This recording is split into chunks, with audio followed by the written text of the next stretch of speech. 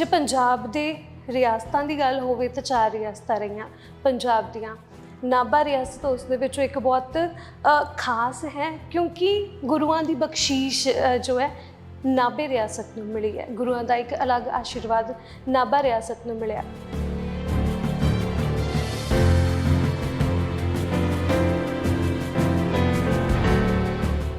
मेरा जब ब्याह नहीं हुआ था तो मुझे नाभा के बारे में कुछ भी नहीं मतलब कभी जैतों के मोर्चे का जिक्र कुछ नहीं पता जी। तो फिर मतलब बैकग्राउंड ਤੁਹਾਡਾ ਕਿੱਥੋਂ है, ਤੁਹਾਡੇ पेका परिवार? मैं मध्य प्रदेश से हूँ। अच्छा जी। तो मुझे नाभा के बारे में, जैतो मोर्चा के बारे में, और मैं खुद एक राजपूत बैकग्राउंड से हूँ, तो गुरु साहब अपने 10 गुरुओं के बारे में ऐसे कुछ नहीं पता था जी। वो स्लोली फिर मेरे साथ जो भी मेरे एक्सपीरियंसेस हुए गुरु साहब के साथ, उससे धीरे धीरे मैं जी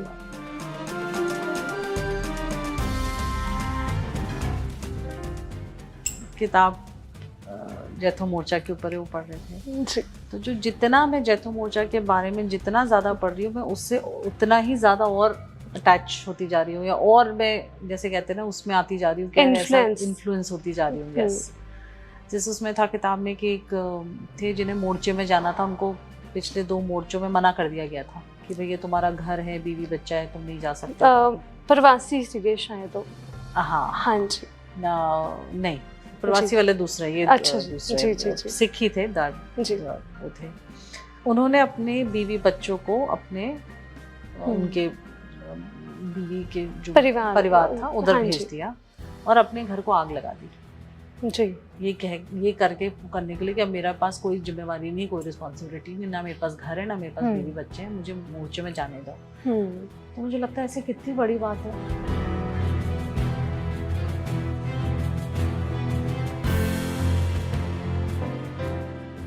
देश आज़ाद हुआ और सारी प्रॉपर्टीज गवर्नमेंट के पास चली गई और उनके पास इतना स्टाफ था, तो उन्होंने ये जो हॉर्लिक्स फैक्ट्री नाभा में जी, हॉर्लिक्स फैक्ट्री को नाभा लाने वाली महाराजा प्रताप सिंह जी थे।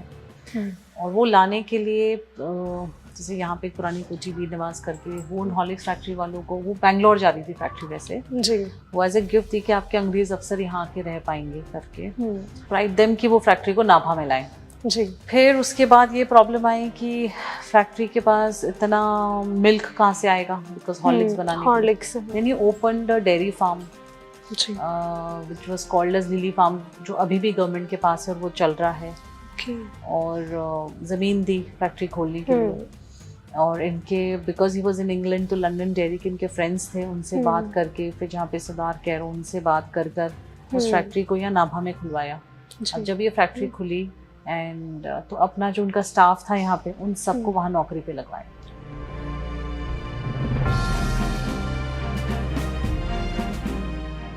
ਤੁਸੀਂ ਇਦਾਂ ਦਾ ਕੁਝ ਸੋਚਦੇ ਹੋ ਕਿ ਇਸ ਮਹਿਲ 'ਚ ਟੂਰਿਜ਼ਮ ਦੇ ਤੌਰ ਤੇ ਕੁਝ ਸਟਾर्ट ਕੀਤਾ ਜਾਏ? टूरिज्म के तौर पे मतलब I keep the palace open, जिसको आना है आके देख सकते हैं, बट मैं होटल में नहीं कन्वर्ट करना चाहती हूँ जी। And because it has lot of historical thing. यहाँ पर गुरु साहब का प्रकाश है जी, जैसे आपने वो ऊपर रूम देखा। हाँ जी। और हेरिटेज के हिसाब से देखा जाए तो नाभा की जितनी भी हिस्टोरिकल बिल्डिंग्स हैं, उन्हों का सबसे ऊपर वाला कमरा हमेशा गुरु साहब का हो जी। तो नाभा की सारी हिस्टोरिकल बिल्डिंग्स में जैसे आप बोलेंगे ना कि गुरु साहब के आशीर्वाद है जी, उस तरह से।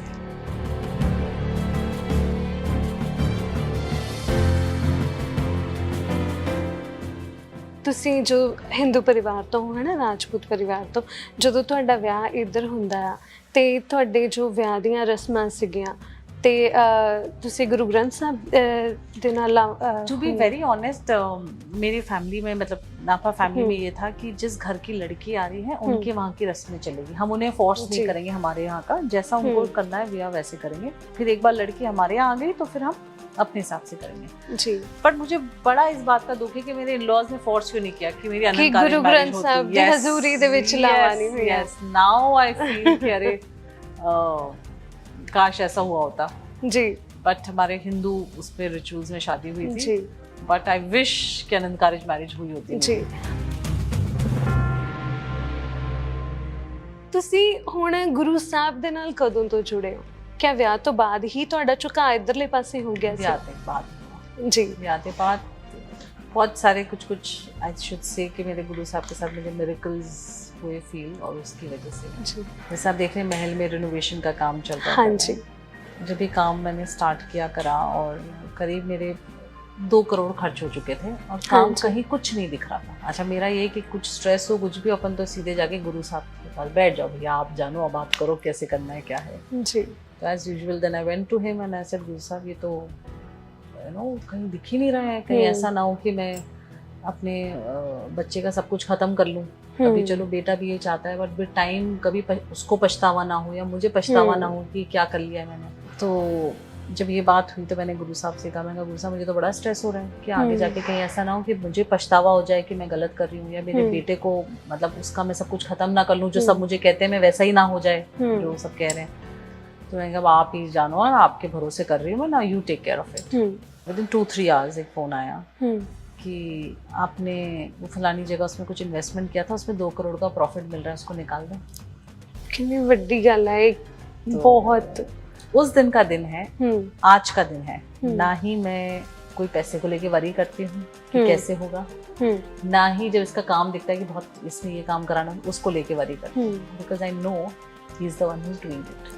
मतलब थोड़ी अखां भर रही ने, ये दस दे तो दिस इज द रीसेंट तो क्या अभी थोड़े टाइम पहले, बट अदरवाइज गुरु साहब की ऐसी कृपा है कि that every day I feel it.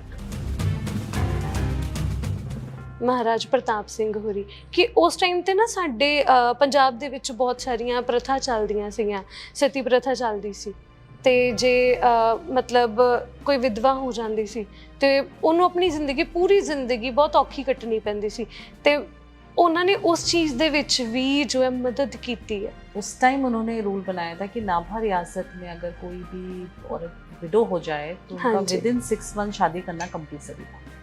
तो एक तो सती प्रथा को रोकना, उसके बाद एक स्टेप और आगे कि विडो की रीमैरिज की बात करना, तो मतलब कितनी प्रोग्रेसिव सोच रही होगी। बिल्कुल, क्योंकि सोसाइटी के लिए and I think this is real Sikhism. बिल्कुल आर रियल, क्योंकि ना मतलब ਜਦੋਂ ਇਹਨਾਂ ਚੀਜ਼ਾਂ ਦੀ ਗੱਲ ਹੁੰਦੀ ਹੈ ਨਾ, ਬੜਾ ਡਰ ਲੱਗਦਾ ਸੋਚ ਕੇ, ਤੇ ਜਿਹੜੀਆਂ ਫੀਮੇਲਸ ਜਿਹੜੀਆਂ ਔਰਤਾਂ ਦੇ ਨਾਲ ਉਸ ਸਮੇਂ ਇਹ ਹੋਇਆ ਹੋਊਗਾ, ਉਹਨਾਂ ਦਾ ਦੁੱਖ ਇੱਕ ਪੁਰਸ਼ ਲਈ ਸਮਝਣਾ, ਇੱਕ ਮਰਦ ਵਾਸਤੇ ਸਮਝਣਾ ਬਹੁਤ ਔਖੀ ਗੱਲ ਹੈ।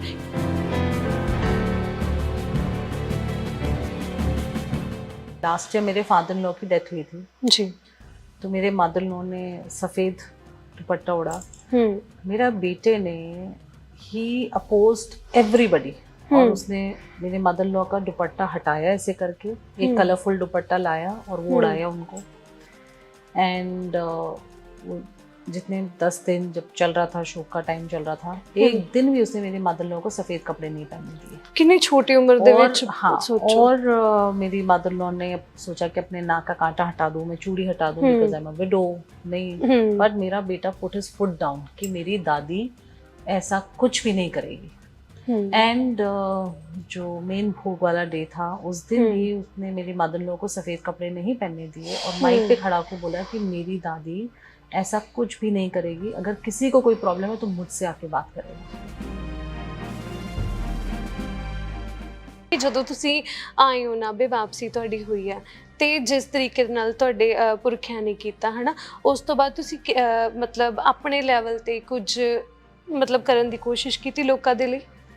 बिल्कुल, जैसे मुझे बहुत स्ट्रांगली लगता है कि हमको पंजाब में, हमारे पंजाब को, हेरिटेज को बचाने की ज़रूरत है। प्लस तो मैं अपने लेवल पे जो भी कुछ छोटा छोटा कर पाती हूँ, जैसे हमने यहाँ पे एक गतका अकेडमी खोला हुआ है जी, तो जिसमें बच्चे आके गतका सीख रहे हैं। तो छोटी सी शुरुआत है कि जो हमारा गतका, हमारा मार्शल आर्ट है पुराना, उसको बचाने के लिए। सो जैसे हम जो बच्चे आ रहे हैं उनसे कोई फीस नहीं, कुछ नहीं, जो सिखा रहा है वो भी कोई फीस नहीं लेता, अपने उस पर सब कुछ कर रहा है। ਇੱਕ ਬੱਚੇ ਨੂੰ ਨਾ ਮਤਲਬ ਚਾਹ ਹੁੰਦਾ ਆ, ਕਿਉਂਕਿ ਜਿਹੜੇ ਬੱਚੇ ਸ਼ਹਿਰ ਰਹਿੰਦੇ ਨਾ ਜਾਂ ਫੋਰਨ ਰਹਿੰਦੇ, ਆਪਣੇ ਦਾਦਕਾ ਘਰ, ਆਪਣਾ ਨਾਨਕਾ ਘਰ ਦੇਖਣ ਦਾ ਚਾਹ ਹੁੰਦਾ, ਕਿ ਉਹਨੂੰ ਚਾਹ ਹੁੰਦਾ ਸੀ ਕਿ मैं मतलब नाभे जाना, मैनू लेके चलो। उसको तो कोई अगर पूछता था कि कहाँ रहते हो, तो वो दिल्ली में रहते हुए भी कहता था नाभा। अच्छा, मुझे ऐसा लगता था नाभा क्यों बोल रहे हो तुम, कि नाभा अपन आते जाते पर रहते तो अपन दिल्ली में ही है, या तुम्हारा नान का इंदौर में, तो या तो इंदौर बोलो। तो बोलता वो तो अभी हूँ, रहूँगा तो मैं नाभा में हूँ। मैं सोचती थी, और मैं सोचती कि मे बी जैसे जैसे वो बड़ा होगा, तो कहते हैं ना कि 5 साल तक आपको पास्ट लाइफ याद होती, फिर भूल जाओगे। तो मैं सोचती थी मे बी अब धीरे धीरे ही फॉरगेट जी। और मैंने कोशिश भी करी उसका सब माइंड डाइवर्ट करने की, उसको भुलाने की, या कुछ जब जैसे मैं उसके बाल जब ज़बरदस्ती काटती थी तो उसको कुछ लालच देने की, कुछ करने की, बट आई थिंक वो विद एज और स्ट्रॉन्ग होती गई उसकी ये सब चीज़ें, रादर देन भूलने की जगह जी। मतलब उन्होंने केस आप पे रखे ने। हाँ, ਬੈਕਗ੍ਰਾਉਂਡ ਰਿਹਾ ਸ਼ਾਹੀ ਪਰਿਵਾਰ ਦੇ ਨਾਲ, ਬੱਚਿਆਂ ਦੇ ਅਲੱਗ-ਅਲੱਗ ਸ਼ੌਂਕ ਹੁੰਦੇ ਨੇ, ਕਿ ਇਸ ਟਾਈਮ ਵੀ ਉਹਨਾਂ ਦੇ ਉਹੀ ਸ਼ੌਂਕ ਨੇ? नहीं, ऐसे नॉर्मल बच्चों जैसे शौक है जो बच्चों को शौक रहते हैं, बट इसको जैसे घुड़सवारी का शौक है, बंदूक चलाने का शौक है, शूटिंग करता है, इस तरह के तो शौक है। बंदूक चलाना उसको पसंद है, और बचपन में तो चलो एक हंसी की बात है, किस्सा है तो बता देती हूँ जी। वो कहता था कि भैया मुझे शेर का शिकार करना है, तो मैं उनको हंसती थी कि बेटा ऐसा नहीं होता है, जैसे आपको हंसी आ गई सुन के। बिल्कुल, कैसे थोड़ी ना होता है ये सब करना। हाँ। तो बोलता है अरे कैसे टाइम में आ गया हूँ मैं, कैसे जमाना आ गया है।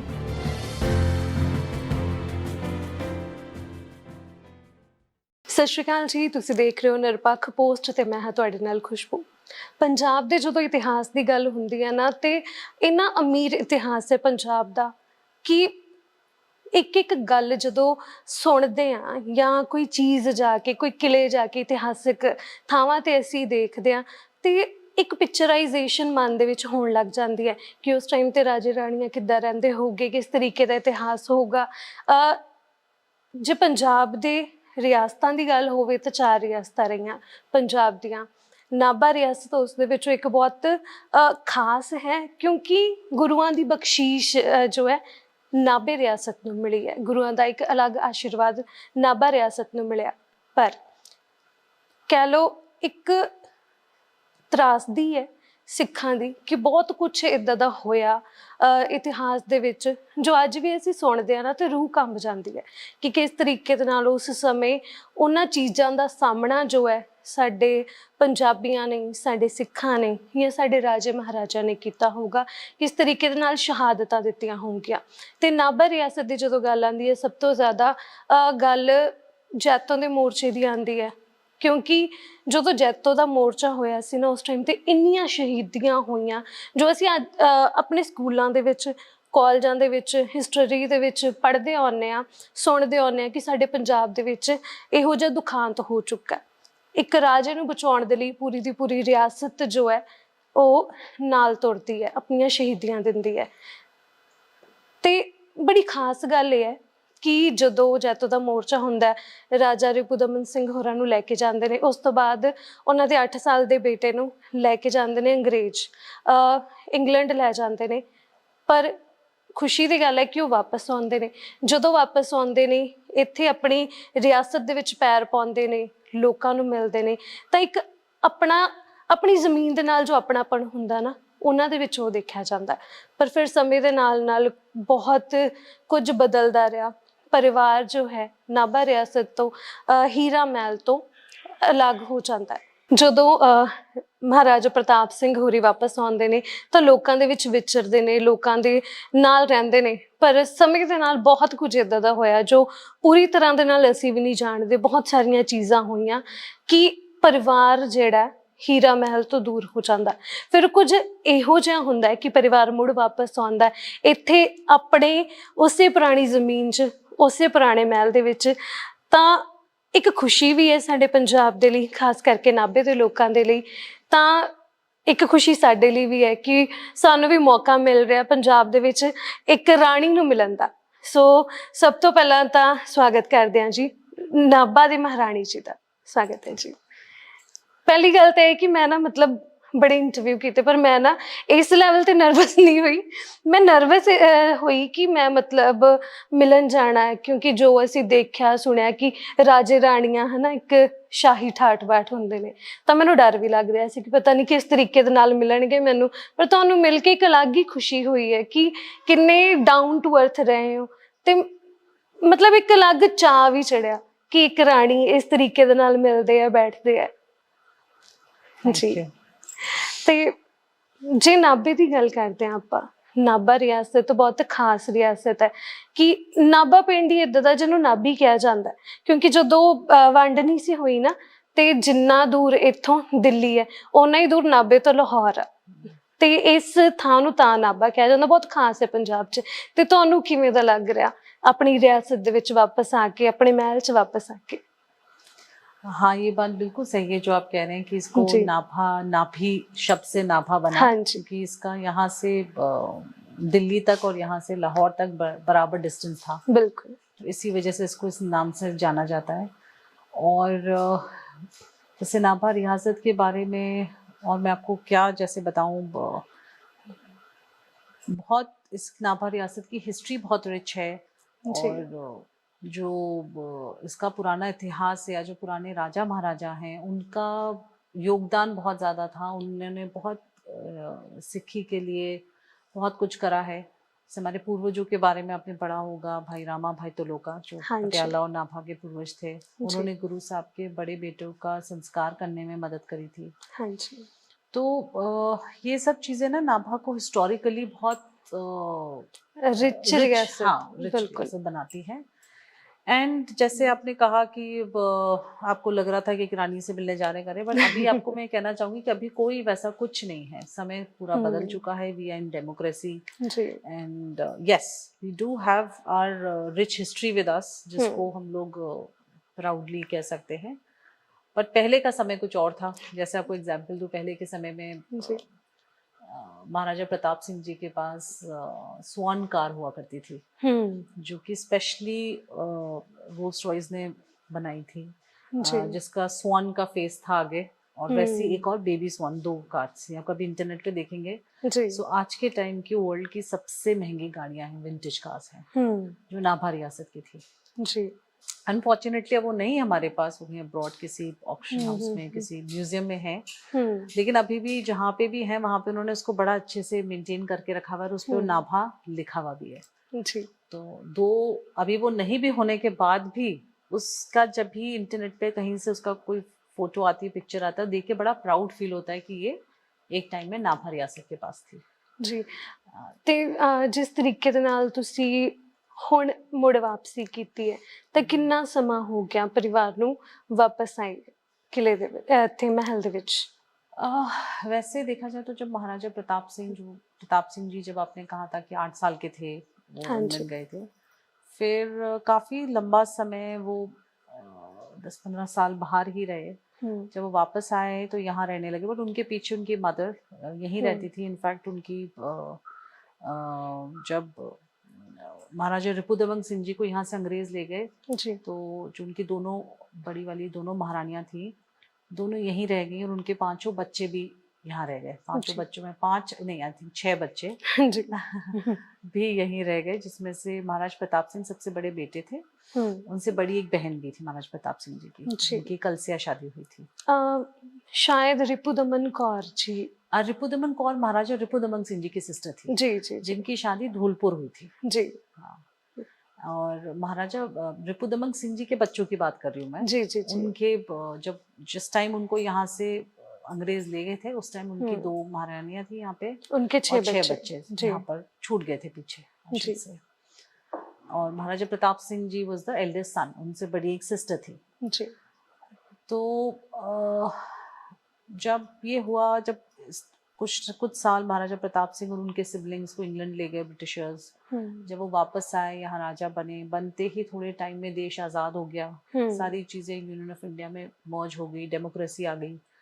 तो जो राजा महाराजाओं के पास टैक्सेस वगैरह आते थे वो सब बंद हो गए। एंड तो आई फील अगर मैं ऐसे इमेजिन करूँ तो जो ये ट्रांसफॉर्मेशन हुआ वो सबसे डिफिकल्ट टाइम आई थिंक उन राजा महाराजाओं के लिए था। जैसे फॉर एग्जांपल महाराजा प्रताप सिंह जी जो बॉर्न हुए एज अ प्रिंस, ओके, बड़े हो गए राजा बने, एंड देन सडनली एकदम कॉमनर भी बन गए, तो उनके लिए वो पूरा ट्रांजिशन कितना मुश्किल रहा होगा। बहुत you know it is very easy to blame कि जब हम कहते हैं अरे राजा महाराजाओं ने ये सब बेच दिया, ये बर्बाद कर दिया, ऐसे कर दिया, बट कभी भी अगर हम उनकी लाइफ से सोचें, he was born as a prince in a, जैसे बोलते हैं ना, सिल्वर बेड पे पैदा हुए, सब कुछ वैसा मिला, एक टाइम में नाभा के पास वर्ल्ड की बेस्ट विंटेज कार्स थी, जो मैंने अभी आपको बताया स्वान कार के बारे में।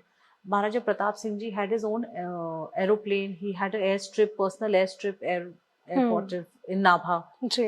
सो जस्ट इमेजिन वो कोई आदमी ऐसे माहौल में पैदा हुआ, पला बड़ा, या और फिर सडनली एकदम वो कॉमनर बन जाए, तो उन लोगों के लिए वो ट्रांजिशन कितना डिफिकल्ट रहा होगा।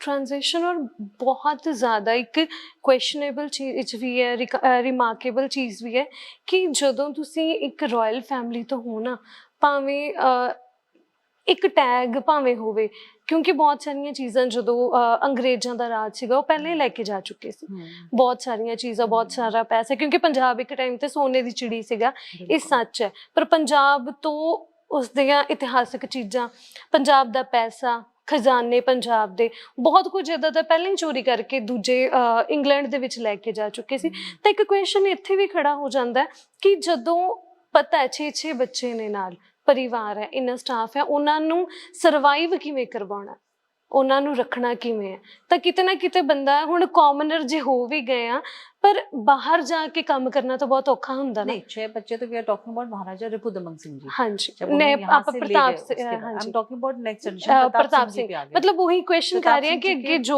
मतलब 4 बच्चे थे, एक बेटी और 3 बेटे जी, जिसमें से सबसे बड़े हनुमंत सिंह जी। हाँ जी। फिर सबसे बड़ी डॉटर थी पहले, जिनकी मध्य प्रदेश में ओरछा स्टेट में शादी हुई है। हाँ जी। फिर बेटे हनुमंत सिंह जी, फिर हेमंत सिंह जी जो धौलपुर गोद चले गए थे, बिकॉज उनकी मदर महाराजा प्रताप सिंह जी की वाइफ धौलपुर से थी, she was the only daughter. मतलब मेरा मतलब यही कहना है कि उस टाइम पे सर्वाइवल कितना औखा हो गया होगा अचानक। कि मतलब नहीं, सर्वाइवल तो औखा, आई कांट से एकदम से सर्वाइवल औखा, बट वो है कि एकदम से अपने आप को वापस कॉमनर जैसे रहने की कोशिश करना बहुत। जैसे आपको बताऊं, जब ये चीज ट्रांजेक्शन हुआ तो महाराजा प्रताप सिंह जी के पास उस टाइम यहाँ हीरा महल में 350 स्टाफ था। हाँ जी। अब एकदम से टैक्सेस आने बंद हो गए, आप राजा महाराजा नहीं हो, आपके पास कुछ नहीं इनकम आएगी, और आपकी सारी प्रॉपर्टी गवर्नमेंट ने ले ली। अब वो स्टाफ तो आपके ऊपर डिपेंडेंट है। बिल्कुल, ਉਹ ਤਾਂ ਹੀ ਦੇਖਣਗੇ ਨਾ ਕਿ ਸਾਡਾ ਰਾਜਾ ਸਾਡੇ ਲਈ ਕਰੇਗਾ, साड़ा राजा साढ़े लिए करेगा। 300-350 घर चलाना है राजा को, बिल्कुल, खुद का घर तो चलाना ही चलाना है, उसके अलावा 350 घर और चलाना है, बिल्कुल। ये this staff I am only talking about Hira Mahal के। ऐसे दिल्ली में भी स्टाफ था, दूसरी उनकी जो प्रॉपर्टीज है वहां पे भी थे। तो और उस पे जब बहुत लोग ऐसे ब्लेम करते राजा महाराजा ने कुछ रखा नहीं, करा नहीं, तो फिर वो स्टाफ का घर कैसे चलता? You know, there so many things if you go into it, कि उन्होंने क्यों चीजें हुई, क्यों ये रियासतें खत्म हुई, उसका एक बहुत बड़ा रीजन ये भी है कि जो राजा महाराजा, उसकी एक मॉरल ड्यूटी थी अपने लोगों के प्रति, जिसको वो खत्म नहीं कर सकते, डिनाई नहीं कर सकते थे, है ना। आज चाहे आप के साथ कुछ भी हो रहा हो, आपको अपने स्टाफ को सैलरी देनी पड़ेगी, नहीं तो उनका घर कैसे चलेगा? बिल्कुल, क्योंकि कोई तो डिपेंडेंट है। यस जी। तो इसलिए महाराज प्रताप सिंह जी का जैसे हिस्ट्री में देखा जाए तो महाराजा हीरा सिंह जी का, महाराज रिपुदमन सिंह जी का बहुत जिक्र होता है कंट्रीब्यूशन का, विच इज डेफिनेटली बहुत ज्यादा है। बट आई ऑल्सो फील कि जो महाराजा प्रताप सिंह जी ने करा ना लोगों के लिए, जो बहुत कम जिक्र होता है, but I feel very proud of him.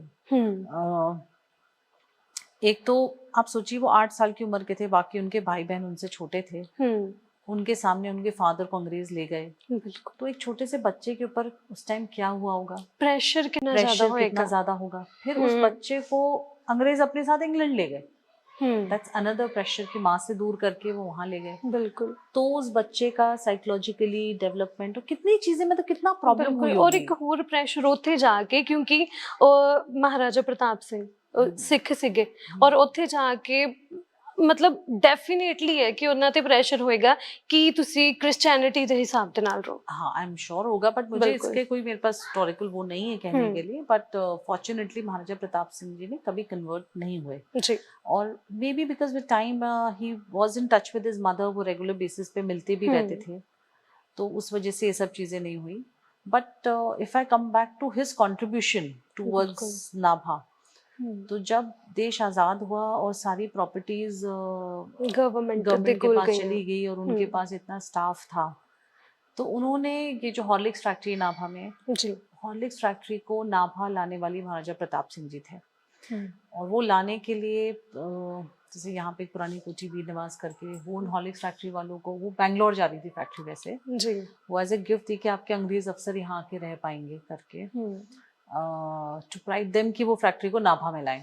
जी, फिर उसके बाद ये प्रॉब्लम आई कि फैक्ट्री के पास इतना मिल्क कहाँ से आएगा, बिकॉज हॉर्लिक्स बनाने के लिए। Horlicks, then he opened a dairy farm जी, which was called as Lily Farm, जो अभी भी गवर्नमेंट के पास है और वो चल रहा है। ओके, और ज़मीन दी फैक्ट्री खोलने के लिए।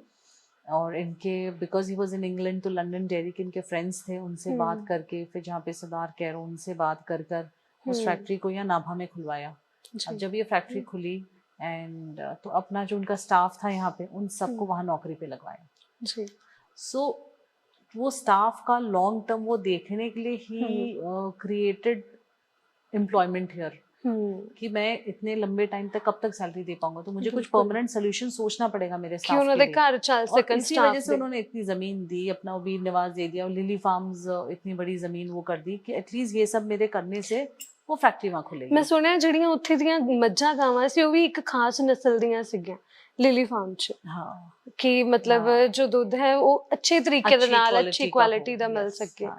ਮਤਲਬ ਇਹ ਚੀਜ਼ਾਂ ਇੱਕ ਨਾਰਮਲ ਬੰਦੇ ਲਈ ਸੋਚਣੀਆਂ ਬਹੁਤ ਔਖੀਆਂ ਹੋ ਜਾਂਦੀਆਂ ਕਿ ਇੱਕੋਦਮ ਸਿਰ ਤੇ ਇੰਨੀ ਜ਼ਿਆਦਾ एक अनदर लेवल दी रिस्पॉन्सिबिलिटी आ गई। बिल्कुल, क्योंकि खाली खुद के बच्चों, खुद की फैमिली की नहीं, उनके साथ इतनी अपनी रियासत के लोगों की भी बहुत बड़ी रिस्पॉन्सिबिलिटी। उस वजह से आज देखिए नाभा में कितना एम्प्लॉयमेंट है बिकॉज ऑफ दैट। बिल्कुल। और फिर उसमें ये भी प्रॉब्लम आई कि अगर ये जो यहाँ पे अंग्रेज अफसर आएंगे करेंगे तो उनके बच्चे कहाँ पढ़ेंगे, तो फिर उन्होंने जो उनकी प्राइवेट प्रॉपर्टीज थी उनमें से भी उन्होंने बहुत सारी चीजों को आगे दिया। हाँ जी, जैसे पीपीएस स्कूल खोला, रिपुदमन कॉलेज जो बिल्डिंग है मेरे ख्याल पीपीएस स्कूल कोट होया करता सी, है ना? पीपीएस स्कूल के 2 पार्ट हैं। जो अभी सीनियर स्कूल है वो नाभा का हाई कोर्ट हुआ करता था जी, और जो जूनियर स्कूल है वो गेस्ट हाउस हुआ करता था जी। ते ਇੱਕ ਕੁਐਸਚਨ ਮੇਰਾ ਤੁਹਾਡੇ ਕੋ ਵੀ ਹੋਏਗਾ ਕਿ ਜੋ ਮਹਾਰਾਜਾ ਪ੍ਰਤਾਪ ਸਿੰਘ ਸੀ, ਤੁਸੀਂ ਉਹਨਾਂ ਦੀ ਕਿੰਨਵੀਂ ਜਨਰੇਸ਼ਨ ਚੋਂ, ਕਿਹੜੀ ਪੀੜ੍ਹੀ ਦੇ ਵਿੱਚੋਂ ਤੁਸੀਂ? महाराजा प्रताप सिंह जी की मैं 3rd जनरेशन हूँ, मतलब my husband is Maharaja Pratap Singh ji is grandson ji. ਤੇ ਇੱਕ ਕਿੰਨਾ ਚਾਹ ਹੁੰਦਾ ਨਾ, ਕਿੰਨੀ ਖੁਸ਼ੀ ਹੁੰਦੀ ਆ।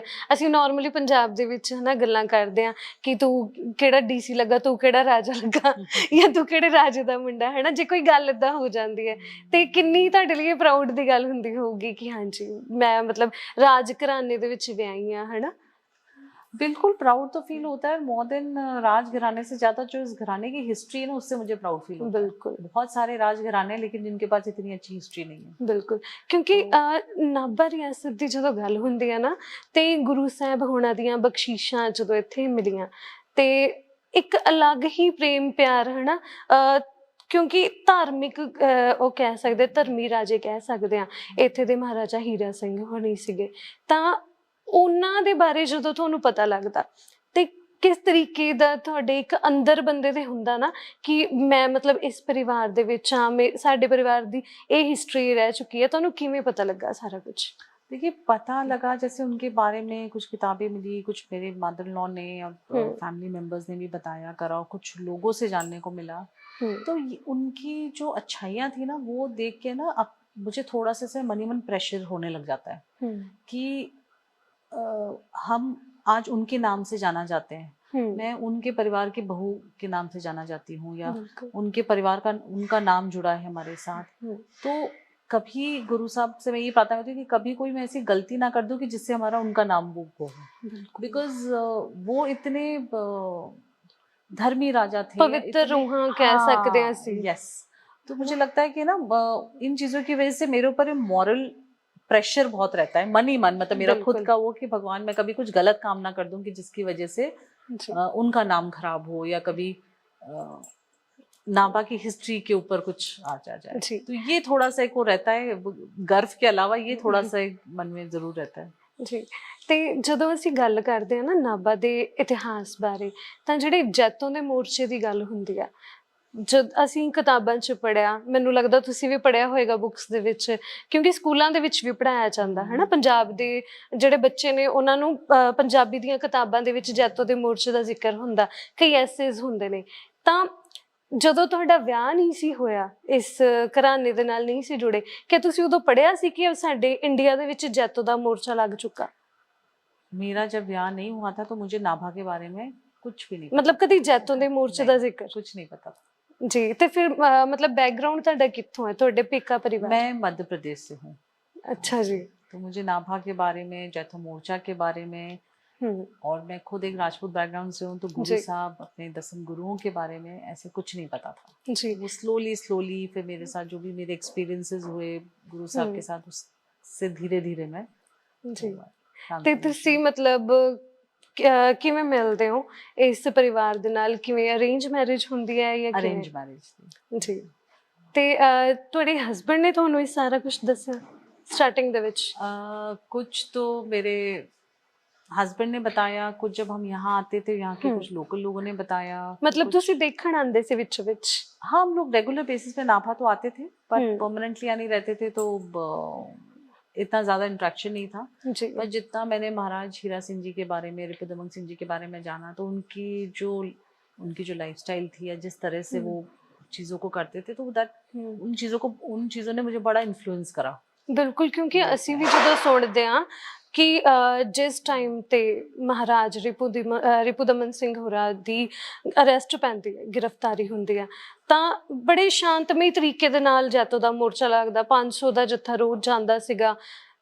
ਉਹ ਚੀਜ਼ਾਂ, ਉਹ ਸ਼ਹੀਦੀਆਂ ਰਾਹਾਂ ਦੇ ਵਿੱਚ ਕਿਸ ਤਰੀਕੇ ਹੋਈਆਂ, ਉਹ ਅੱਜ ਵੀ ਅਸੀਂ ਦੇਖਦੇ ਹਾਂ। ਉਹ ਤਸਵੀਰਾਂ ਮੈਂ ਦੱਸਣਾ ਚਾਹੂੰਗੀ ਕੈਮਰੇ ਤੇ ਕਿ ਇਸ ਗੱਲਬਾਤ ਤੋਂ ਪਹਿਲਾਂ ਮੈਂ ਮਹਿਲ ਦੇਖਿਆ, ਉਹ ਕੁਝ ਤਸਵੀਰਾਂ ਦੇਖੀਆਂ, ਉਹ ਦੇਖ ਕੇ ਨਾ ਆਪਣੀ ਰੂਹ ਕੰਬ ਗਈ ਕਿ ਉਹ ਕਿਸ ਤਰੀਕੇ ਦੇ ਨਾਲ ਅੰਗਰੇਜ਼ ਉਸ ਟਾਈਮ ਤੇ ਟੌਰਚਰ ਕਰਦੇ ਸੀਗੇ, ਤਾਂ ਕਿਸ ਤਰੀਕੇ ਦੇ ਨਾਲ ਉਹਨਾਂ ਨੇ ਆਪਣੇ ਰਾਜੇ ਨੂੰ ਬਚਾਉਣ ਦੇ ਲਈ ਇੱਕ ਪੂਰੀ ਦੀ ਪੂਰੀ ਰਿਆਸਤ ਖੜ ਗਈ ਸੀਗੀ। ਉਹ ਕਿੰਨਾ ਪਵਿੱਤਰ ਕਹਿ ਲਓ ਹੋਏਗੀ ਸ਼ਖਸੀਅਤ, ਜਾਂ ਕਿੰਨਾ ਉਹਨਾਂ ਨੇ ਪਿਆਰ ਕੀਤਾ ਹੋਏਗਾ ਆਪਣੀ ਪ੍ਰਜਾ ਦੇ ਨਾਲ, ਕਿਉਂਕਿ ਇੱਕ ਰਾਜੇ ਦੇ ਲਈ ਪੂਰੀ ਪ੍ਰਜਾ ਤਾਂ ਹੀ ਖੜਦੀ ਹੈ ਜੇ ਪਹਿਲਾਂ ਰਾਜੇ ਨੇ ਪਿਆਰ ਕੀਤਾ ਹੋਵੇ। ਬਿਲਕੁਲ। ਤੇ ਕੋਈ ਏਦਾਂ ਦੀ ਚੀਜ਼ ਜਿਹਨੇ ਤੁਹਾਨੂੰ ਬਹੁਤ ਜ਼ਿਆਦਾ ਇਨਫਲੂਐਂਸ ਕਰ ਦਿੱਤਾ ਹੋਵੇ ਕਿ ਮੈਂ ਹੁਣ ਆਪਣੀ ਘਰ ਵਾਪਸੀ ਪਾਣੀ, ਆਪਣੇ ਘਰ ਜਾਣਾ? टू बी ऑनेस्ट है, ऐसी पर्टिकुलर कोई ऐसा इवेंट नहीं बता सकती मैं, बट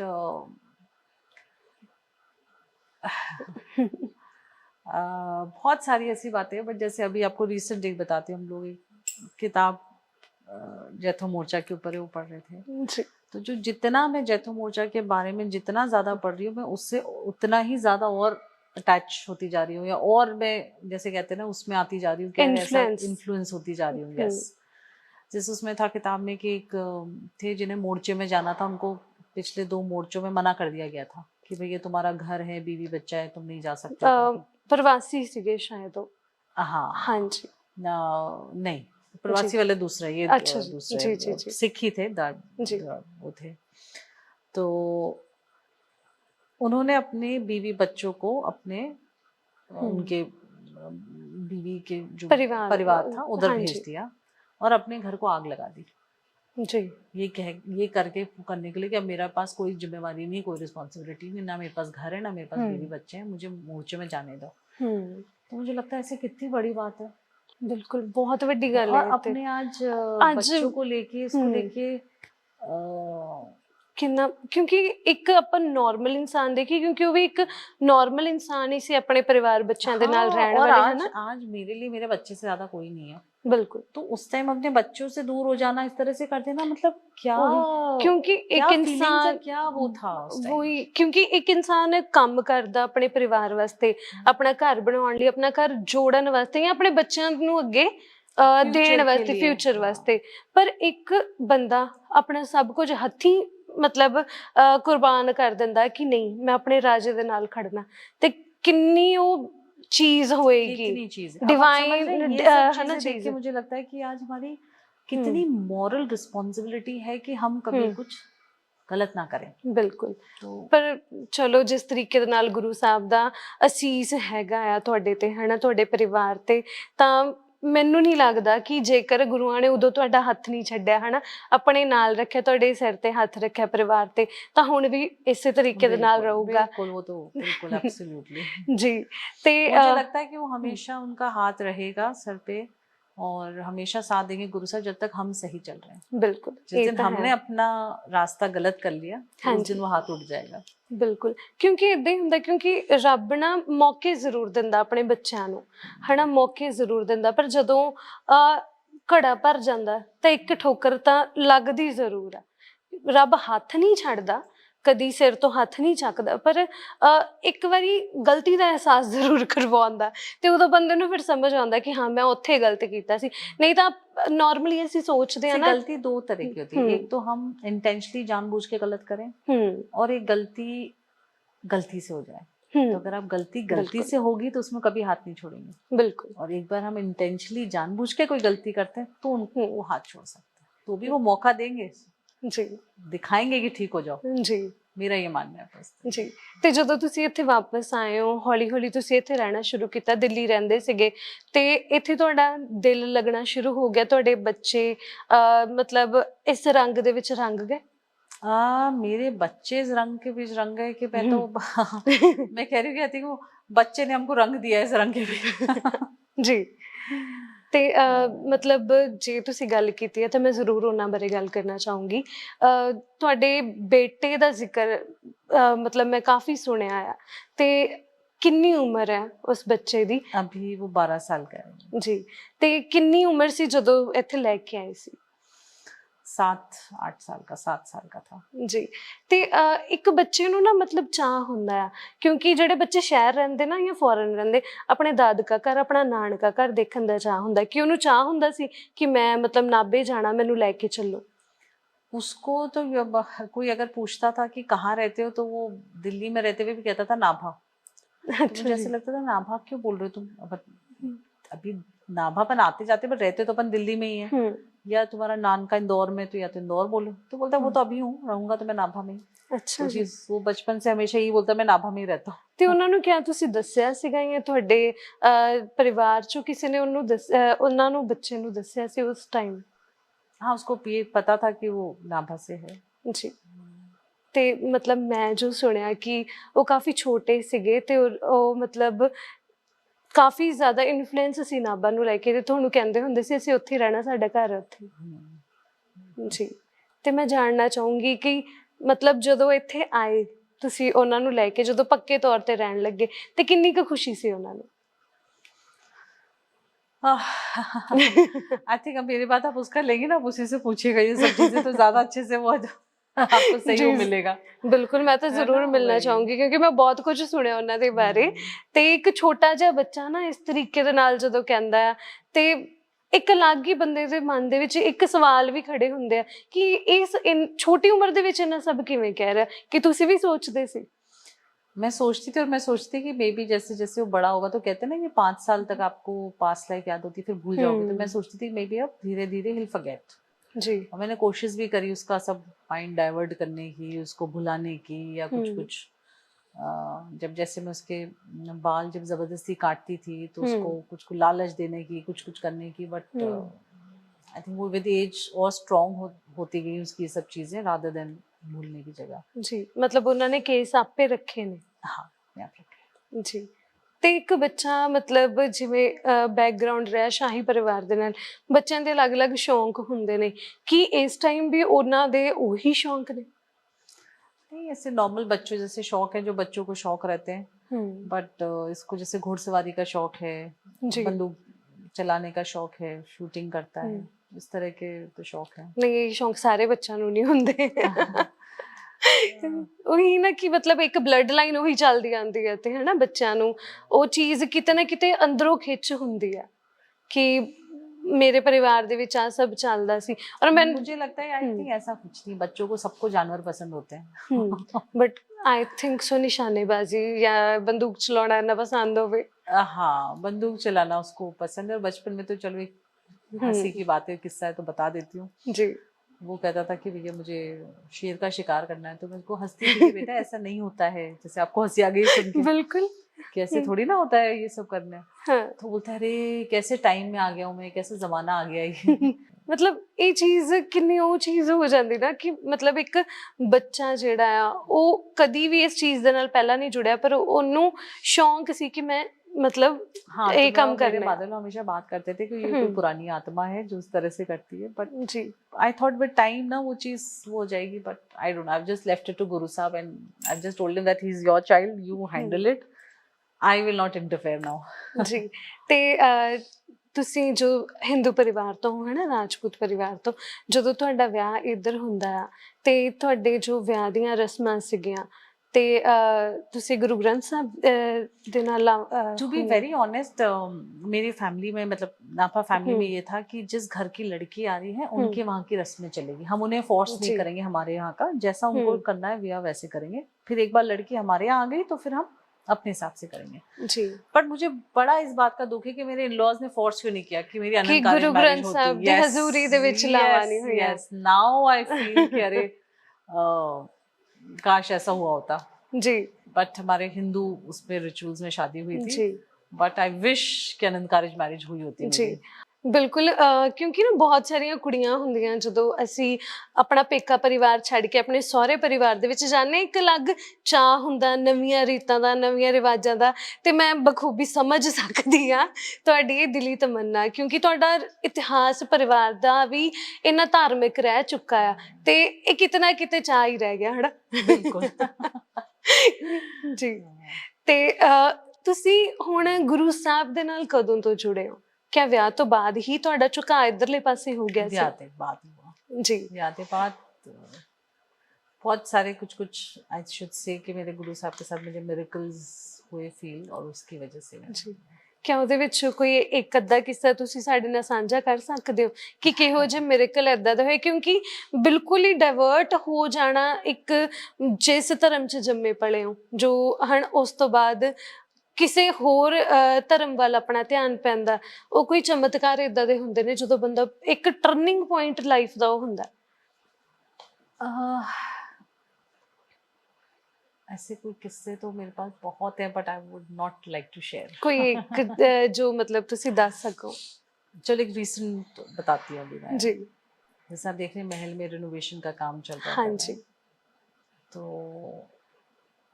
जब भी काम मैंने स्टार्ट किया करा, और करीब मेरे 2 करोड़ खर्च हो चुके थे और काम कहीं कुछ नहीं दिख रहा था जी। तो ਤੁਸੀਂ ਸਾਰਾ ਹੀ ਆਪਣੇ बेसिस ਤੇ ਕਰਵਾ ਰਹੇ ਹੋ ਆਪਣੇ ਕੋਲੋਂ? हाँ जी। तो मुझे बड़ा स्ट्रेस होने लग गया। अच्छा, मेरा ये कि कुछ स्ट्रेस हो कुछ भी, अपन तो सीधे जाके गुरु साहब के पास बैठ जाओ, भैया आप जानो, अब आप करो कैसे करना है, क्या है जी। तो as usual then I went to him and I said, गुरु साहब ये तो यू नो कहीं दिख ही नहीं रहा है, कहीं ऐसा ना हो कि मैं अपने बच्चे का सब कुछ खत्म कर लूं। अभी चलो बेटा भी ये चाहता है, बट विद टाइम कभी उसको पछतावा ना हो या मुझे पछतावा ना हो कि क्या कर लिया मैंने। बिकॉज बहुत बार फैमिलीज में भी कहा जाता है कि जो मैं कर रही हूँ गलत कर रही हूँ। ये हीरा महल is like and white elephant, कितना पैसा, मतलब तुम सब कुछ खत्म कर लोगी ये सब करके। तो मेरी ये सोच थी कि हम अगर हमारी हिस्ट्री को नहीं बचाएंगे, अगर हम ही हमारे हेरिटेज को प्रिजर्व नहीं करेंगे, तो हम क्या करें, मतलब कौन करेगा? तो करना ही करना है ना ये चीजें। और तो जब ये बात हुई तो मैंने गुरु साहब से कहा, मैंने कहा गुरु साहब मुझे तो बड़ा स्ट्रेस हो रहा है कि आगे जाके कहीं ऐसा ना हो कि मुझे पछतावा हो जाए कि मैं गलत कर रही हूँ, या मेरे बेटे को मतलब उसका मैं सब कुछ खत्म ना कर लूँ, जो सब मुझे कहते हैं मैं वैसा ही ना हो जाए जो सब कह रहे हैं। तो मैंने कहा आप ही जानो, आपके भरोसे कर रही हूँ मैं ना, you take care of it. And within 2 hours मुझे एक फ़ोन आया, विद इन 2-3 आवर्स एक फ़ोन आया कि आपने वो फलानी जगह उसमें कुछ इन्वेस्टमेंट किया था, उसमें 2 करोड़ का प्रॉफिट मिल रहा है, उसको निकाल दें। कितनी बड़ी गल है। तो बहुत उस दिन का दिन है, आज का दिन है। ना ही मैं कोई पैसे को लेके वरी करती हूँ कि कैसे होगा, ना ही जब इसका काम दिखता है कि बहुत इसमें ये काम कराना, उसको लेके वरी करती हूँ। Because I know he is the one who is doing it. बिल्कुल मैं अपनी तरफ से सही रास्ते पे चल रही हूँ, क्योंकि मुझे पता है जब तक मैं सही चलूंगी वो मेरा साथ है। तो मतलब थोड़ी अखां भर रही ने ये दस दे तो दिस इज द रीसेंट तो क्या अभी थोड़े टाइम पहले, बट अदरवाइज गुरु साहब की ऐसी कृपा है कि that every day I feel miracles. मतलब एक ਕੱਲੀ ਮਤਲਬ ਬਹੁਤ ਸਾਰੀਆਂ ਚੀਜ਼ਾਂ ਹੁੰਦੀਆਂ, ਇੱਕ ਫੀਮੇਲ ਲਈ ਵੀ ਬਹੁਤ ਔਖਾ ਹੋ ਜਾਂਦਾ ਇੱਦਾਂ।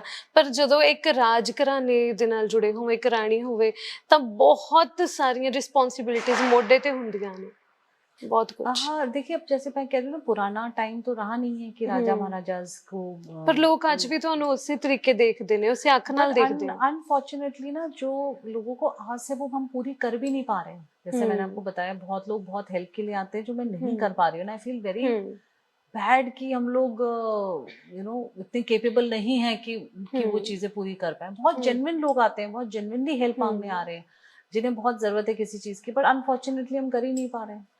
तो मेरा बस यही रहता है कि अगर कोई यहाँ पे हेल्प मांगने आया है, मैं नहीं कर पा रही हूँ, तो उनके लिए एक बार मैं अपने मन से अरदास जरूर कर देती हूँ गुरु साहब को कि help them, do something for them जी। ये है अभी तो। पर जिस तरीके ਦੇ ਨਾਲ ਤੁਸੀਂ ਗੱਲਾਂ ਦੱਸੀਆਂ, ਜਿਵੇਂ ਤੁਸੀਂ ਹੁਣ ਵੀ ਆਪਣੇ ਬੇਟੇ ਦਾ ਜ਼ਿਕਰ ਕੀਤਾ ਕਿ ਬੇਟਾ ਚਾਹੁੰਦਾ ਕਿ ਇਹ ਸਭ ਹੋਵੇ, ਤੇ ਉਹ ਕਿਹੜੀਆਂ ਗੱਲਾਂ ਸੀ ਜਿਸ ਤੋਂ ਤੁਹਾਨੂੰ ਇਹ ਲੱਗਦਾ ਕਿ ਮੇਰਾ ਬੇਟਾ ਚਾਹੁੰਦਾ ਕਿ मैं ਸਾਂਭ ਕੇ ਰੱਖਾਂ? मेरा गलिया वो तो हमारे पूरे सर पे बैठा रहता था पूरे टाइम बोल बोल के कि मुझे नाभा रहना है, नाभा रहना है, नाभा शिफ्ट होना है, नाभा रहना है। तो आई थिंक ये सब बातें आप उसी से पूछेगा तो ਜ਼ਰੂਰ ਜ਼ਰੂਰ। ਤੇ ਜਦੋਂ ਗੱਲ ਆਉਂਦੀ ਆ ਵੀ ਤੁਹਾਡੇ ਪੁਰਖਿਆਂ ਦੀ, ਮਹਾਰਾਜਾ ਹੀਰਾ ਸਿੰਘ ਹੋਣਾ ਦੀ ਗੱਲ ਆਉਂਦੀ ਹੈ, ਬਹੁਤ ਸਾਰੀਆਂ ਜੋ ਦੇਣ ਹੈ ਉਹਨਾਂ ਨੇ ਸਾਡੇ ਪੰਜਾਬ ਨੂੰ ਦਿੱਤੀ ਹੈ, ਸਾਡੇ ਸਿੱਖ ਇਤਿਹਾਸ ਦੇ ਵਿੱਚ ਬਹੁਤ ਵੱਡੀਆਂ ਵੱਡੀਆਂ ਦੇਣ ਨੇ। ਤਾਂ ਉਹਨਾਂ ਤੋਂ ਬਾਅਦ ਜਦੋਂ ਆਉਂਦੇ ਨੇ ਮਹਾਰਾਜ ਪ੍ਰਤਾਪ ਸਿੰਘ ਹੋਰੀ, ਕਿ ਉਸ ਟਾਈਮ 'ਤੇ ਨਾ ਸਾਡੇ ਪੰਜਾਬ ਦੇ ਵਿੱਚ ਬਹੁਤ ਸਾਰੀਆਂ ਪ੍ਰਥਾ ਚੱਲਦੀਆਂ ਸੀਗੀਆਂ, ਸਤੀ ਪ੍ਰਥਾ ਚੱਲਦੀ ਸੀ, ਤੇ ਜੇ ਮਤਲਬ ਕੋਈ ਵਿਧਵਾ ਹੋ ਜਾਂਦੀ ਸੀ ਤੇ ਉਹਨੂੰ ਆਪਣੀ ਜ਼ਿੰਦਗੀ, ਪੂਰੀ ਜ਼ਿੰਦਗੀ ਬਹੁਤ ਔਖੀ ਕੱਟਣੀ ਪੈਂਦੀ ਸੀ, ਤੇ ਉਹਨਾਂ ਨੇ ਉਸ ਚੀਜ਼ ਦੇ ਵਿੱਚ ਵੀ ਜੋ ਹੈ ਮਦਦ ਕੀਤੀ ਹੈ। आप पूरा पूरा पढ़ के है ना। आप जिस बात की बात करें, आई थिंक आप महाराज हीरा सिंह जी के टाइम की बात करना हीरा सिंह जी। तो महाराज हीरा सिंह जी, जिन्होंने कई मतलब मोर देन 100 years पहले रूल करा था, जिस टाइम सती प्रथा भी बहुत पीक पे था जी, उस टाइम उन्होंने रूल बनाया था कि नाभा रियासत में अगर कोई भी औरत विडो हो जाए तो उनका विदिन 6 months शादी करना कंपलसरी था। तो एक तो सती प्रथा को रोकना, उसके बाद एक स्टेप और आगे की विडो की रीमैरिज की बात करना, तो मतलब कितनी प्रोग्रेसिव सोच रही होगी। बिल्कुल, क्योंकि सोसाइटी के लिए, and I feel this is real Sikhism, बिल्कुल दिस इज आवर रियल। क्योंकि ना मतलब ਜਦੋਂ ਇਹਨਾਂ ਚੀਜ਼ਾਂ ਦੀ ਗੱਲ ਹੁੰਦੀ ਹੈ ਨਾ, ਬੜਾ ਡਰ ਲੱਗਦਾ ਸੋਚ ਕੇ। ਤੇ ਜਿਹੜੀਆਂ ਫੀਮੇਲਸ, ਜਿਹੜੀਆਂ ਔਰਤਾਂ ਦੇ ਨਾਲ ਉਸ ਸਮੇਂ ਇਹ ਹੋਇਆ ਹੋਊਗਾ, ਉਹਨਾਂ ਦਾ ਦੁੱਖ ਇੱਕ ਪੁਰਸ਼ ਲਈ ਸਮਝਣਾ, ਇੱਕ ਮਰਦ ਵਾਸਤੇ ਸਮਝਣਾ ਬਹੁਤ ਔਖੀ ਗੱਲ ਹੈ, ਕਿਉਂਕਿ ਉਦੋਂ ਉਹਨਾਂ ਦੇ ਪਰਿਵਾਰ ਦੇ ਸ਼ਖਸ ਹੀ ਨਹੀਂ ਸੀ ਸਮਝ ਪਾਉਂਦੇ। ਉਹ ਮਤਲਬ ਜੇ ਉਸ ਪ੍ਰਥਾ ਦਾ ਜ਼ਿਕਰ ਹੋਵੇ ਨਾ, ਵੈਸੇ ਤਾਂ ਚਲੋ ਬਹੁਤ ਵਾਸਟ ਇਹਦੀਆਂ ਵੀ ਹਿਸਟਰੀ ਹੈ ਨਾ, ਪਰ ਜਦੋਂ ਉਸ ਪ੍ਰਥਾ ਦੀ ਗੱਲ ਹੁੰਦੀ ਹੈ, ਬਿਨਾਂ ਇੱਛਾ ਤੋਂ ਇੱਕ ਔਰਤ ਨੂੰ ਜਿੰਦਾ ਜਲਾਇਆ ਜਾਂਦਾ ਉਹਦੇ ਹੀ ਪਤੀ ਦੇ ਨਾਲ। ਮਤਲਬ ਜੋ ਅੱਜ ਤੱਕ ਸੁਣੀਆਂ ਸੁਣਾਈਆਂ ਚੀਜ਼ਾਂ ਨੇ ਕਿ ਜੋ ਅਸੀਂ ਭੰਗ ਕਹਿੰਦੇ ਹਾਂ, ਉਹ ਪਿਲਾਈ ਜਾਂਦੀ ਸੀ ਔਰਤ ਨੂੰ ਕਿ ਉਹਨੂੰ ਉਸ ਟਾਈਮ ਫੀਲ ਨਾ ਹੋਵੇ, ਉਹ ਨਸ਼ੇ 'ਚ ਹੋਵੇ, ਤੇ ਉਹਨੂੰ ਉਹਦੇ ਪਤੀ ਦੇ ਨਾਲ ਹੀ ਫੂਕ ਦਿੱਤਾ ਜਾਂਦਾ ਸੀ ਵੀ ਤੇਰੀ ਕੋਈ ਜ਼ਿੰਦਗੀ ਨਹੀਂ ਬਚੀ, ਵੀ ਜੇ ਤੇਰਾ ਪਤੀ ਮਰ ਗਿਆ। ਤਾਂ ਉਸ ਚੀਜ਼ ਨੂੰ ਰੋਕਣਾ, ਕਿੰਨੀਆਂ ਦੁਆਵਾਂ ਉਹਨਾਂ ਨੂੰ ਲੱਗੀਆਂ ਹੋਣਗੀਆਂ। बिल्कुल। और पता है, जैसे इन चीज़ों के बारे में मेरे बेटे से हमने कभी बात नहीं करी थी, ये मैं शेयर करना चाहूँगी। भी लास्ट ईयर मेरे फादर इन लॉ की डेथ हुई थी जी, तो मेरे मदर इन लॉ ने सफ़ेद दुपट्टा ओढ़ा, मेरा बेटे ने ही अपोज्ड एवरीबडी, और उसने मेरे मदर इन लॉ का दुपट्टा हटाया ऐसे करके, एक कलरफुल दुपट्टा लाया और वो उड़ाया उनको। एंड जितने 10 दिन जब चल रहा था, शोक का टाइम चल रहा था, एक दिन भी उसने मेरी मदर इन लॉ को सफेद कपड़े नहीं पहनने दिए। कितनी छोटी उम्र दे विच। हाँ, और मेरी मदर इन लॉ ने सोचा कि अपने नाक का कांटा हटा दूं, मैं चूड़ी हटा दूं, because I am a window. नहीं, बट मेरा बेटा पुट हिज फुट डाउन कि मेरी दादी ऐसा कुछ भी नहीं करेगी। एंड जो मेन भोग वाला डे था, उस दिन भी उसने मेरी मदर इन लॉ को सफेद कपड़े नहीं पहनने दिए, और माइक पे खड़ा होकर बोला कि मेरी दादी ऐसा कुछ भी नहीं करेगी, अगर किसी को कोई प्रॉब्लम है तो मुझसे आके बात करेगा। एंड उस टाइम बिकॉज उन लाइट कपड़ों उसकी ज़रूरत थी, और मैं जो कुछ अगर लेकर आ गई तो मतलब मुझसे भी मेरे बेटे ने इतनी लड़ाई करी कि आपने मेरी दादी को ऐसे रंग दिया कैसे।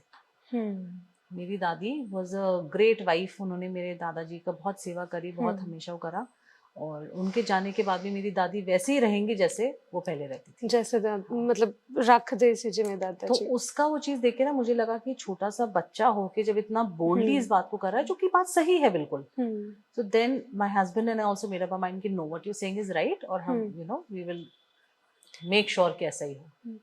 मतलब एक माँ ਲਈ मतलब कितना प्राउड मोमेंट है वो। क्योंकि मेरे मदर लॉ ने जैसे उसको समझाने की कोशिश करी कि अरे बेटा देखो अच्छा नहीं लगता, लोग क्या कहेंगे, please let me wear it, तो उसने उस बात के लिए भी माइक पे खड़े होके, जब पूरा यहाँ पे लोग थे, माइक पे खड़े माइक लेके बोला कि मेरी दादी ये सब नहीं करेगी और किसी को मैं मेरी दादी को नहीं करने दूंगा, अगर किसी को प्रॉब्लम है तो मुझसे बात करना। मतलब उसको लगा कि मेरी दादी को कोई कुछ कहे भी ना, तो विच आई फेल्ट वेरी नाइस कि दिस इज अ प्रोग्रेसिव सोच जो ਤੁਹਾਡੇ ਪੁਰਖਿਆਂ ਤੋਂ ਚੱਲਦੀ ਆ ਰਹੀ ਹੈ। And I feel very proud of my son that and कभी भी मेरे मदर लॉ मतलब वाइट उसकी मतलब पहने नहीं देता। ਅਸੀਂ ਦੇਖਿਆ ਸੀ ਸਵੇਰੇ ਜਾ ਰਹੇ ਸੀਗੇ ਤੇ ਕਲਰਫੁਲ ਕੱਪੜੇ ਪਾਏ ਹੋਏ ਸੀ। ਹਾਂ, ਪਰ ਉਹਦੇ ਪਿੱਛੇ ਦਾ ਰੀਜ਼ਨ ਕਿ ਇੱਕ ਛੋਟੇ ਜਿਹੇ ਬੱਚੇ ਦੀ ਕਿੰਨੀ ਵੱਡੀ ਪਹਿਲ ਹੈ। ਚਿੱਟੀਆਂ ਦਾੜੀਆਂ ਵਾਲੇ ਆਪਾਂ ਕਹਿ ਦਿੰਦੇ ਬੜੇ ਵਿਦਵਾਨ ਹੁੰਦੇ ਨੇ ਵੀ ਪੂਰੀ ਜ਼ਿੰਦਗੀ ਉਹਨਾਂ ਨੇ ਬਹੁਤ ਕੁਝ ਦੇਖਿਆ ਕੀਤਾ, ਪਰ ਉਹਨਾਂ ਦੀ ਸੋਚ ਉੱਥੇ ਤੱਕ ਨਹੀਂ ਪਹੁੰਚ ਸਕੀ ਜੋ ਇੱਕ ਛੋਟੇ ਜਿਹੇ ਬੱਚੇ ਦੀ ਪਹੁੰਚੀ है। नहीं, और उसका मतलब ये बात समझना कि जब उसको उसकी दादी कन्विंस कर रही थी कि बेटा लोग क्या कहेंगे, देखो ऐसे नहीं होता, लोग आएंगे अच्छा नहीं लगता है करके, तो उसने उसका भी एक स्टेप आगे लेके माइक पे ये सब चीज अनाउंस कर दी कि मतलब कोई मेरी दादी को बोलना मत, किसी को कुछ कहना है तो मुझसे आके बात करना करके। So which I felt very proud as a mother कि ये मेरा बेटा है जो सोसाइटी में सही चीज लाएगा, सोसाइटी से दबेगा नहीं, जो चीज की जरूरत है, चेंज की जरूरत है, वो चीज लाएगा ਜੀ।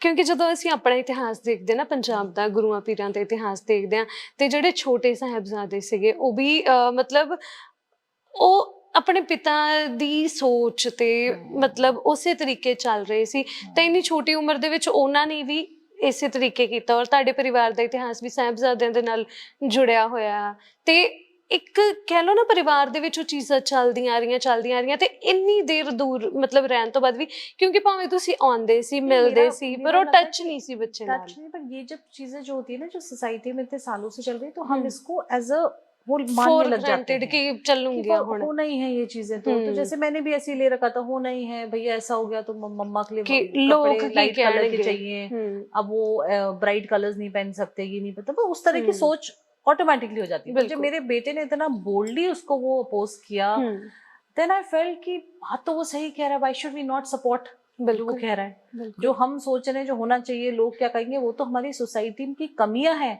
जिसे हमें दूर करना जरूरी है। ਬਿਲਕੁਲ ਉਹੀ ਜੋ ਉਹਨਾਂ ਦੇ ਦਾਦੇ ਪੜਦਾਦਿਆਂ ਨੇ ਕੀਤਾ, ਉਹੀ ਚੀਜ਼ ਉਹ ਅੱਗੇ ਲੈ ਕੇ ਤੁਹਾਡਾ ਬੱਚਾ ਚੱਲ ਰਿਹਾ। ਪਰ ਇੱਕ ਮਿਰਕਲ ਕਹਿ ਸਕਦੇ ਇਸ ਚੀਜ਼ ਨੂੰ ਕਿ ਬਹੁਤ ਛੋਟਾ ਜਿਹਾ ਬੱਚਾ ਇੰਨੀਆਂ ਚੀਜ਼ਾਂ ਕਰ ਰਿਹਾ, ਇਹ ਮਤਲਬ ਆਸ਼ੀਰਵਾਦ ਹੀ ਹੈ ਉਹਨਾਂ ਦਾ। ਬਿਲਕੁਲ ਗੁਰੂ ਸਾਹਿਬ ਦਾ ਬਿਲਕੁਲ ਬਿਲਕੁਲ। ਤੇ ਮਤਲਬ ਗੱਲਾਂ ਬਹੁਤ ਸਾਰੀਆਂ ਨੇ ਹਨਾ ਕਰਨ ਵਾਲੀਆਂ, ਤੇ ਮਤਲਬ ਮੈਂ ਇਹ ਜ਼ਰੂਰ ਪੁੱਛਣਾ ਚਾਹੂੰਗੀ ਕਿ ਜਦੋਂ ਤੁਸੀਂ ਆਏ ਹੋ ਨਾਭੇ, ਵਾਪਸੀ ਤੁਹਾਡੀ ਹੋਈ ਆ, ਤੇ ਜਿਸ ਤਰੀਕੇ ਨਾਲ ਤੁਹਾਡੇ ਪੁਰਖਿਆਂ ਨੇ ਕੀਤਾ ਹਨਾ, ਉਸ ਤੋਂ ਬਾਅਦ ਤੁਸੀਂ ਮਤਲਬ ਆਪਣੇ ਲੈਵਲ ਤੇ ਕੁਝ मतलब करने की कोशिश की थी लोगों के लिए? बिल्कुल, जैसे मुझे बहुत स्ट्रांगली लगता है कि हमको पंजाब में, हमारे पंजाब को, हेरिटेज को बचाने की जरूरत है। प्लस तो मैं अपने लेवल पे जो भी कुछ छोटा छोटा कर पाती हूँ, जैसे हमने यहाँ पे एक गतका अकेडमी खोला हुआ है जी, तो जिसमें बच्चे आके गतका सीख रहे हैं। तो छोटी सी शुरुआत है कि जो हमारा गतका, हमारा मार्शल आर्ट है पुराना, उसको बचाने के लिए। सो जैसे हम जो बच्चे आ रहे हैं उनसे कोई फीस नहीं, कुछ नहीं, जो सिखा रहा है वो भी कोई फीस नहीं लेता, अपने उस पे सब कुछ कर रहा है जी। तो ये छोटी छोटी चीजें हैं which I am trying to this thing. जो मैं सुनिया कि जदों ਲੋਕ ਨਾਭਾ ਰਿਆਸਤ ਦੇ ਲੋਕ ਜਦੋਂ ਖੇਤੀਬਾੜੀ ਕਰਿਆ ਕਰਦੇ ਸੀ ਤੇ ਰਾਜਾ ਹੀਰਾ ਸਿੰਘ ਹੋਰੀ ਉਹਨਾਂ ਦੇ ਨਾਲ ਜਾ ਕੇ ਦੇਖਦੇ ਹੁੰਦੇ ਸੀ ਤੇ ਵੀ ਕੀ ਲੋੜ ਹੈ ਹਨਾ ਹੋਰ ਲੋਕਾਂ ਨੂੰ, ਜਾਂ ਇਹ ਕਿਵੇਂ ਕਰ ਰਹੇ ਨੇ ਕੰਮ, ਕਿ ਤੁਹਾਡਾ ਵੀ ਇੰਟਰਸਟ ਇਸ ਚੀਜ਼ ਵੱਲ ਹੈ, ਖੇਤੀਬਾੜੀ ਵੱਲ? बिल्कुल, मेरा खेतीबाड़ी वाल बहुत इंटरेस्ट है और हमारे पंजाब को बहुत ज्यादा जरूरत है हमारे खेती के पैटर्न को बदलने की। तो यस, मैं उसमें भी कोशिश कर रही हूँ, बहुत सारी चीजें जी सीख रही हूँ, आगे सिखाने की कोशिश कर रही हूँ जी। मतलब ਜਾਣਨਾ ਚਾਹੂੰਗੀ ਵੀ ਮੈਂ ਕਿ ਤੁਸੀਂ ਕਿਵੇਂ ਪਹਿਲ ਕਰ ਰਹੇ ਹੋ ਅਲੱਗ। जैसे हमारी खेती बाड़ी को चेंज करने की, पैटर्न को बदलने की ज़रूरत है, पानी को बचाने की ज़रूरत है, हमें ऑर्गेनिक खेती की तरफ आने की बहुत ज़्यादा ज़रूरत है। और मैं ये कहती हूँ कि ये सिर्फ हमारे लिए नहीं, हमारे आगे वाली जनरेशन्स के लिए। अगर हम आज हमारा पानी और अपना खेती ठीक करेंगे तो मैं अपने बच्चों के बच्चे और उनके बच्चों के लिए काम कर रही हूँ।